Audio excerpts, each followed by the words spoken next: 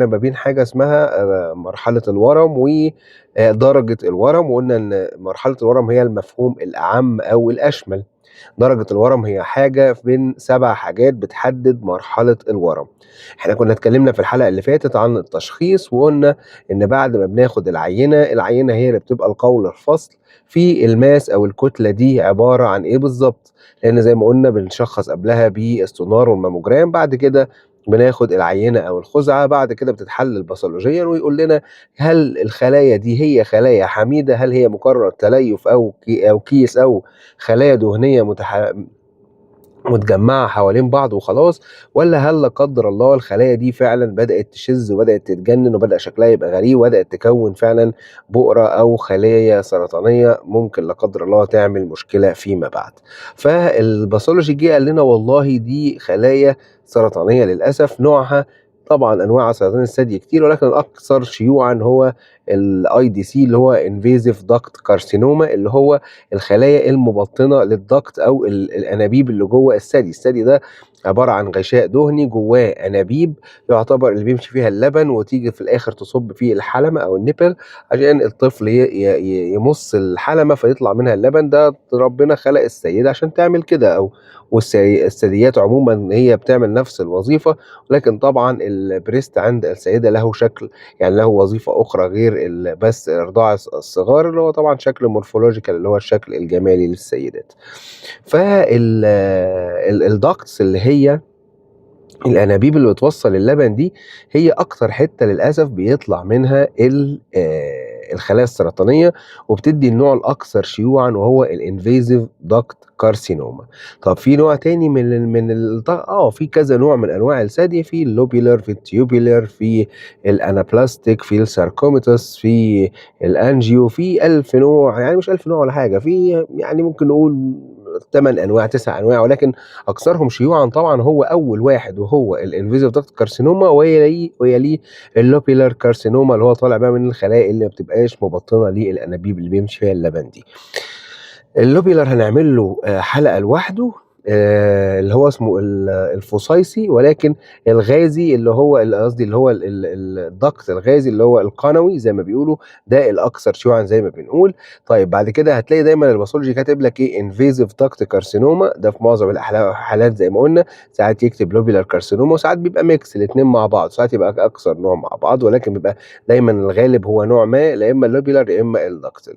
فدلوقتي قرينا أول كلمة هتلاقي حاجة كده كاتب invasive duct carcinoma بين قوسين IDC، بعد كده يكتب لِك حاجة اسمها grade كذا، grade 1 أو grade 2 أو grade 3، هم الgrades في الbreast cancer invasive duct carcinoma grade 1 وgrade 2 وgrade 3. قُلنا الgrade كل لمّا تكون أقل كل لمّا يكون أحسن، يعني grade 1 يعني الخلايا شكلها ما اتشوهش بدرجة كبيرة، الخلايا لسه محافظة على شكلها الطبيعي، الخلية ما اتجننتش جدًا وبدأت بقى تشد في شعرها كده فشكلها يبقى منعكش ومفشكل وبيعمل حاجات غريبة، فده الgrade 1 اللي هو أحسن grade فيهم.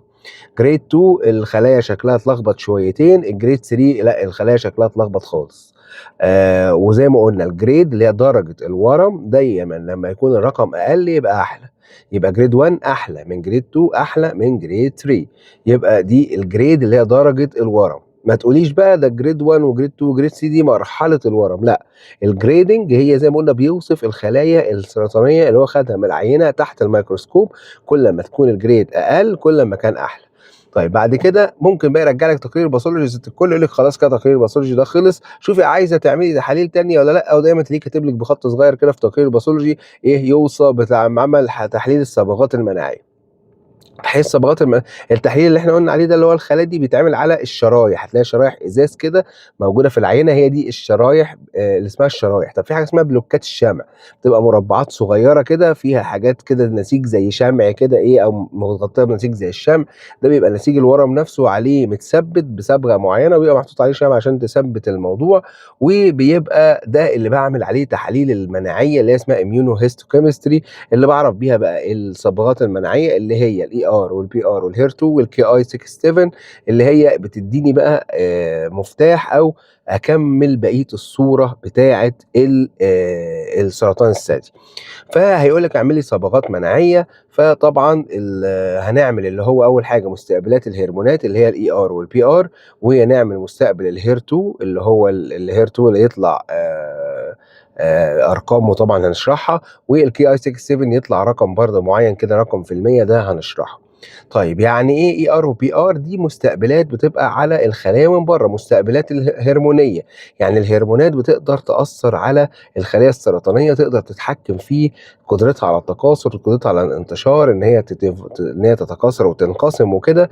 عشان كده لما بتكون موجوده عليها هنا بقدر اقول ان السيده دي محتاجه علاج هرموني عشان اقفل الريسبتورز دي او اقفل المستقبلات دي، فالخلايا السرطانيه دي ما تتاثرش بالعوامل الخارجيه، ما تتاثرش بالهرمونات، ونشاطها يقل وممكن طبعا تموت ونقضي عليها خالص. بنقيس المستقبلات الهرمونات، اول حاجه الاستروجين اللي بيبقى الرمز بتاعه اي ار، والبروجستيرون اللي هو الرمز بتاعه بيبقى بي ار، والاستروجين اهم نسبيا من البروجستيرون. الاستروجين بتبقى مستقبلات زي ما قلنا، بتبقى نتوءات كده على الخليه، بتقول ان النتوءات دي تعرف تستقبل هرمونات الاستروجين، او الخلايا دي حساسه لهرمون الاستروجين. ونفس الكلام بالنسبه للبروجستيرون. هيقيس لي بقى هو المستقبلات دي كميتها قد ايه على الخليه، هل هي مفيش اصلا خالص، ولا هي قليله، ولا هي متوسطه، ولا هي كتيره. فالرقم ده هيفرق معايا، هل هي 0 من 8 بيديها سكور من 8، هل هي 0 من 8 ولا 2 من 8 ولا 4 ولا 6 ولا 8 من 8. 8 دي فيري هاي، دي كتير جدا، مستقبلات كتير قوي على الخليه، ودي حاجه كويسه. اما لو 6 بتبقى اقل شويه، 4 اقل شويتين، 2 قليله يعني قليله لدرجه ان هي قليله قوي، اما 0 فهي مش موجوده خالص، ودي اللي لو ما عليهاش كمان بقى خلايا مستقبلات بروجستيرون او كمان هير 2 بيسموها الخلايا الصلعاء. يعني ايه خلايا صلعاء؟ يعني ما عليهاش اي مستقبلات خالص هرمونيه ولا هير 2. طبعا بيبقى لها مستقبلات تانية، ولكن بالنسبه لنا احنا بنسميها كده اللي هي تريبل نيجاتيف، او الخلايا الصلعاء دي اللي هي ما عليهاش مستقبلات اي ار وبي ار وهير 2 بيسموها الخلايا الصلعاء اللي هي التريبل نيجاتيف.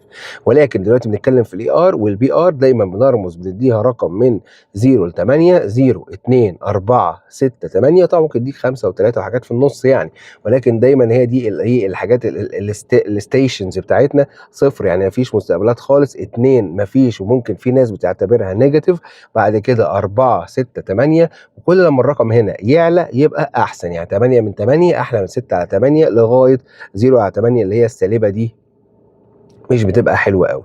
طيب ده الاستروجين والبروجستيرون نفس المعامله بالظبط، وزي ما قلنا احنا بنحط في الاعتبار الاستروجين اكتر شويه. فهل الناس ممكن تبقى بوزيتيف استروجين ونيجاتيف للبروجستيرون؟ كل الاحتمالات هنا ممكنه، اي ار بوزيتيف بي ار بوزيتيف، اي ار بوزيتيف بي ار نيجاتيف، والعكس صحيح، ممكن يبقى البي ار بوزيتيف والاي ار نيجاتيف عادي خالص. طيب الهير 2 دايما برضو بيتشاف بالاميونوهيستوكيمستري عشان يشوف مستقبلات الهير 2 اللي موجوده على الخليه دي، هل هي اوفر اكسبريسد.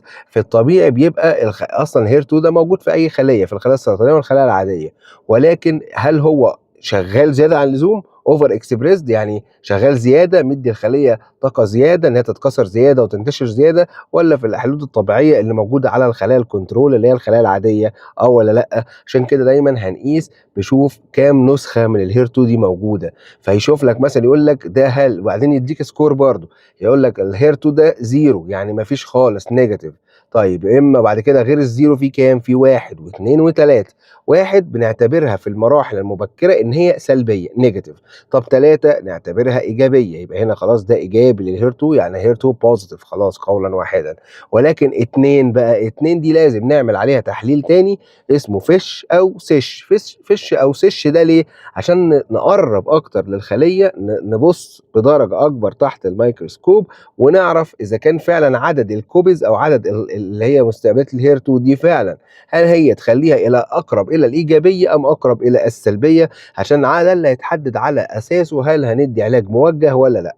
او مش حكايه هندي ولا لا، ده احنا عايزين نشوف السيده هل استفادتها من العلاج الموجه هتستفيد ولا مش هتستفيد. حرام دايما الطب والعلم الطبي اصلا عموما ان انا ما اديش دواء ابدا وهو مشكوك في فايدته، او ادي دواء على سبيل الاحتياط، يعني اللي هو يمكن يفيدها. لا، انا ادي على سبيل الاحتياط ان هو انا عارف انها تستفيد منه، بس لدرجه قد ايه ممكن ما اكونش عارف. لكن اديك دواء وانت عندكش اصلا مستقبلات ليه، فانت مش هتستفيد. حرام يعني تاخدي بس سايد افكت، تاخدي اثار جانبيه، ما تاخديش بفايده من الدواء.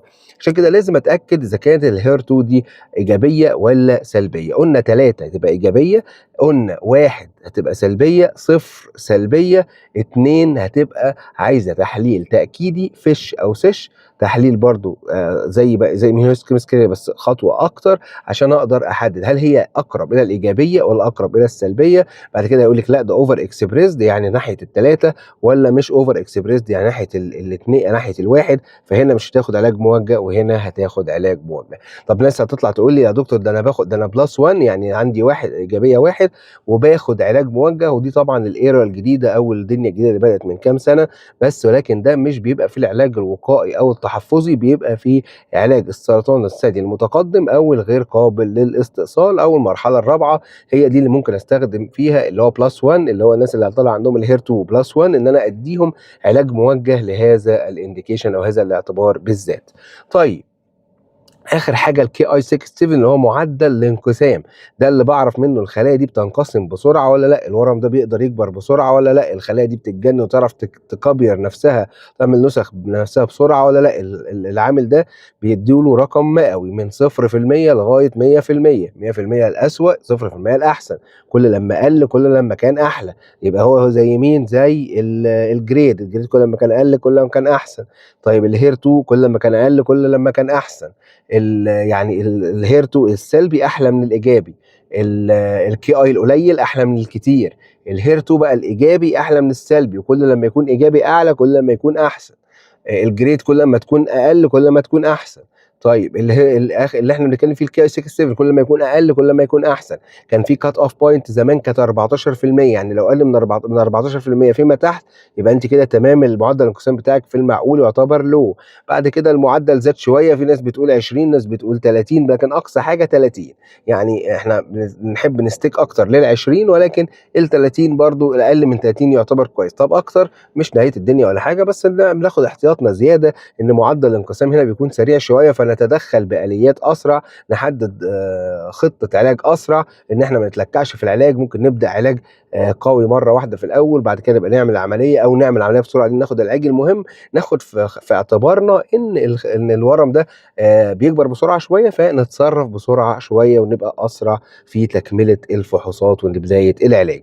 كده احنا معانا كام من السبعه؟ كده معانا الجريد اللي هي درجه الورم، كده معانا الاي ار والبي ار، ومعانا الهير 2. ولكن الكي اي 67 مش بيخش في تحديد مرحله الورم، ولكن ليه بعض الانبوتس او ليه بعض الاستخدامات، ان هو ممكن يحدد احيانا نوع من انواع العلاج، ان العينه دي هاي ريسك زي ما قلنا، العينه دي ابدا مع علاج بسرعه، العينه دي ما تلكعش، العينه دي ما اجلهاش الجرعات، العينه دي اخد بالي منها في كام حاجه كده. لو الكي اي بتاعها سريع ابدا اعمل شويه احتياطات كده بحيث احمي العينه دي من الورم لا قدر الله يتكاثر او يكبر بسرعه.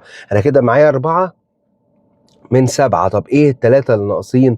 الثلاثه اللي ناقصين عندنا التي والان والام. التي ان ام اللي هو ممكن تلاقوها ساعات مكتوبه في تقرير الباثولوجي برضو، وساعات ما تلاقوهاش مكتوبه. التي اللي هو حاجه، بس الحاجات دي الباثولوجي مش هيقدر يشوفها. اللي مين اللي هيقدر يشوفها؟ اللي هيقدر يشوفها هو الايمجنج، اللي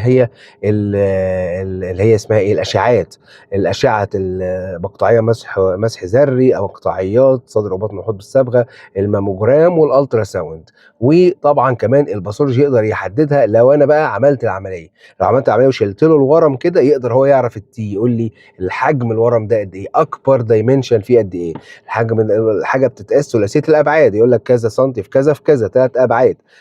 فيقول لي اكبر دايمنشن او اكبر ضلع عنده قد ايه، ده يحدد التي اللي هو حجم الورم، اكبر دايمنشن للورم، اللي هو مثلا بيقول لك التي ان ام اللي هو مثلا حجمه بقى اقل من 2 سم، اقل من 1 سم، اقل من 2 ل 5 سم، اكبر من 5 سم. طيب ده اللي يحدد التي. وطبعا في كمان عامل بيحدد التي دي اللي هي غير حجم الورم، اللي هو هل الورم واصل للجلد، هل الورم مغير في شكل النسيج الثدي من بره والجلد مخليه احمر او زي البرتقانه، هل هو ماسك في الجلد، هل هو خرج من الجلد لا قدر الله من بره، هل هو عمل تآكل في النبل، هل هو ماسك في العضلات بتاعه الصدر، هل هو ماسك في الريبس اللي هي الضلوع. الحاجات دي كلها برضو بتشتغل في عامل اللي هو التي. ولكن طبعا يعني الحجم الورم هو الاوقع او هو اللي بيحدد الموضوع التي لحد كبير، ولكن طبعا دي طبعا ليها انبوت قوي في ان هي تحدد التي. الان اللي هي عدد الليمف نود، عدد الغدد الليمفاويه سواء المصابه او المش مصابه. الغدد الليمفاويه المصابه بتحدد المرحله، بتتدخل في تحديد المرحله زي التي بالظبط، لان عدد الغدد الليمفاويه المصابه من 0 ل 3 دي ان 1، من 3 ل 9 ان 2، اكتر من 9 ده ان 3، دي اقصى حاجه فيها الان 3. التي في تي 1 وتي 2 وتي 3 وتي 4. طبعا دي تفاصيل كتيره انت مش مهتمه تعرفيها، الدكتور لما يشوفها هيشرحها لك، لانك طبعا مش شغلتك خالص انت تعرفي التي دي ايه، لان طبعا ده كلام معقد شويه عليكم. فقلنا زي ما قلنا الاربع حاجات احنا خدناهم في الاول هنكملهم بثلاثه تانيين. التي اللي قلنا بنعرفها من حجم الورم، او الورم واصل لفين في مرحله، وعلاقته باللي حواليه، علاقته بالجلد، بالضلوع، بعضلات الصدر. الان عدد الغدد الليمفاويه المصابه، سواء الغدد الليمفاويه دي تحت الابط او فوق عضله الترقوه او تحت عضله الترقوه او لجوه. الحاجات دي طبعا برضو زي التي بتتشاف بالايمج او بالاشعاعات. الام بقى، الام اللي هو اسمه بيرمز لرمز الميتاستاسيس، او هل الورم بس موجود في الثدي والغدد الليمفاويه المتعلقه بالثدي، ام هو لا قدر الله منتشر بعيدا عن الثدي، لا قدر الله بقى راح العظام، راح المخ، لا قدر الله راح الرئه، راح مكان تاني، عامل غده ليمفاويه بعيده عن مكان الغده الليمفاويه بتاعته، راح مثلا غده في البطن او حاجه، او لا قدر الله او غده بعيده في الرقبه، ده برضو بنعتبره برضو الغدد الليمفاويه بعيده عن مكان الثدي. المهم ان احنا ام ده يا اما عندنا ام 0 يعني ما فيش اي ميتاستاسيس في الاخر، يا اما ام 1. طبعا كل الحاجات دي كل ما تكون اقل كل ما تكون احسن، يعني التي 1 احلى من التي 2، احلى من ال3، احلى من ال4. الان 0 احلى من ال1، احلى من ال2، احلى من ال3. الام 0 احلى من ال1. يبقى كده انت معاكي الكتالوج، كده احنا كملنا 7 او 7 انبوتس او 7 حاجات نقدر نعرف بيهم مرحله الورم. اول حاجه زي ما قلنا التي اللي هي ليها علاقه بحجم الورم وعلاقته بالحاجات اللي حواليه. الان عدد الغدد الليمفاويه المصابه. الام هل الورم منتشر خارج الغدد الليمفاويه للثدي او خارج الثدي نفسه وراح في عضو تاني. بعد كده مستقبلات الهرمونات، الاي ار الاستروجين، البي ار البروجستيرون. سادس حاجة درجة الورم، الجريد هو جريد 1 ولا 2 ولا 3. وآخر حاجة هو رقم 7 هي الهير 2، مستقبلات الهير 2 هل هي إيجابية ولا سلبية. ال7 حاجات دول لو عرفتهم أقدر أقول لك مرحلة الورم عندك كام. ولكن في حاجة منهم ممكن تقول لي مرحلة الورم دي كام لوحدها خالص، حاجة زي ايه؟ حاجة زي الام اللي هي الورم لا قدر الله هل هو واصل لعضو تاني غير اعضاء غير الثدي والغدد الليمفاويه المتعلقه بيه ولا لا. يعني الام 1 لو ام 1 بس بغض النظر عن نتائج كل اللي انا قلته الست عوامل التانيين دول، هنا بقيت هنا سرطان الثدي بقى مرحله رابعه. ليه؟ لان السرطان ساب الاورجن او العضو الرئيسي وتحول الى عضو تاني زي لا قدر الله الكبد، المخ، الرئه، او لا قدر الله اي مكان تاني. هنا يبقى المرحله الرابعه. المرحله الرابعه برضو زي ما قلنا 100,000 مره مش نهايه العالم. المرحله الرابعه ليها درجات تانية، هنخش بقى في تصنيفات تانية. هل هي مرحله رابعه قابله للعلاج الجذري، ام هي مرحله رابعه قابله للعلاج السيطره على الاعراض، او العلاج اللي هو سيطره على المرض والوصول برضو ساعات للشفاء او وصول على سيطره تامه للمرض ان شاء الله. وطبعا المرحله الرابعه ليها علاجات متطوره كتير جدا في الفتره السابقه. يبقى موضوع التشخيص زي ما قلنا بنمشي فيه بسرعه. عندنا عاملين مهمين، اول حاجه اللي هي الايميجنج اللي هي الاشعاعات. قلنا زي ما قلنا بنعمل طبعا سونار وماموجرام وممكن نطلب رنين مغناطيسي على الثدي، والحاجة التانية أشعات مقطعية صدر وبطن وحوض بالصبغة، وأحيانًا بيبقى في مسح ذري ده لاين، واللاين التاني اللي هو بيبقى ماشي معاه اللي هو الباثولوجي اللي هو تحليل الأنسجة للعينة اللي خدناها من الثدي. الاتنين دول يتحطوا مع بعض ناخد منهم ال7 حاجات اللي إحنا قلنا عليهم، نطلّع مرحلة الورم كام، عشان نقدر بعد كده نبني خطة العلاج. نعرف المرحلة الأول دي مرحلة أولى، تانية، تالتة، رابعة، بعد كده نبني خطة العلاج واحدة واحدة ونشرحها لِك، ونقول لِك أنتِ بقى محتاجة علاج إيه من العلاجات، في علاج كيماوي، في علاج هرموني، في علاج موجه، في علاج مناعي، في علاج إشعاعي، في علاج طبعًا جراحي. أنتِ 6 أو 7 أنواع من العلاج بيخشوا مع بعض عشان في الآخر ناخد قرار بأنتِ محتاجة أي أنواع من العلاج ومحتاجاها بترتيب عامل إزاي، عشان نوصل إن شاء الله للشفاء وتبقي زي الفل إن شاء الله، وبعد كده ترجعي تمارسي حياتِك بكل طبيعية وتبقى الدنيا تمام. وإن شاء الله أشوفكم في حلقة تانية نشرح فيها خطوات العلاج بالتفصيل أكتر، وأشوفكم على خير.